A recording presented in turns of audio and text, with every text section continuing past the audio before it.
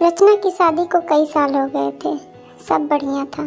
छोटी बहू होते हुए भी वो बड़ी का हर फर्ज निभाती थी, क्योंकि बड़ी बहू तो आते ही अलग हो गई थी।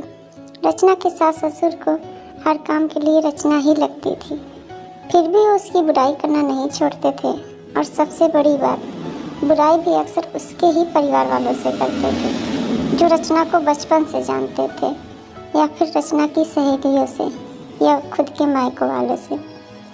पहली बार जब शादी के बाद रचना की दोस्त आई, तो सासू माँ ने उससे ही रचना की बुराई करना शुरू कर दी।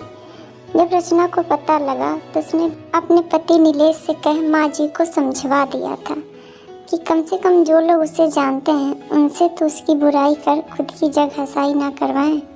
पर उन्होंने ना सुनी, बल्कि ये आदत ही बन गई।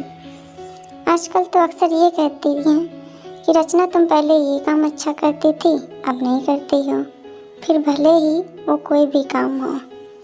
रचना की बुआ उसके ससुराल आई थी, तब सासू माँ की किटी पार्टी भी थी। वो बुआ को भी अपने साथ ले गई और आदताना सबके सामने ही रचना की बुराई करने लगी। कहने लगी रचना पहले सब अच्छा करती थी, पर अब कोई काम ठीक से नहीं करती। ना ठीक से रोटी बनाती है, ना सब्जी, ना अच्छे से कपड़े पहनती है, ना बच्चों का ख्याल रखती है। वो और कुछ बोलती इससे पहले ही रचना की बुआ बोल पड़ी, लगता है ससुराल में आकर बिगड़ गई है, क्योंकि हमारे घर की तो वो बड़ी बेटी है और सारा घर और ऑफिस दोनों अच्छे से संभालती थी और बड़ों से लेकर बच्चों तक सभी का ध्यान भी रखती थी।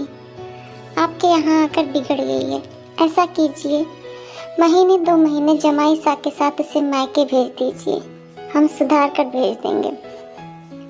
अब रचना की सासू माँ का मुंह देखने लायक था। उन्हें बोलने के लिए शब्द नहीं मिल रहे थे, तो बस फिर उठकर चली गई, ये कहकर कि आती हूँ, जरा कोई बुला रहा है। और रचना जी की बुआ बस मुस्कुरा रही थी। दोस्तों, आपको ये कहानी कैसी लगी कमेंट करके ज़रूर बताइएगा। और अगर ये कहानी अच्छी लगी हो तो इस वीडियो को एक लाइक ज़रूर कर दीजिएगा। धन्यवाद।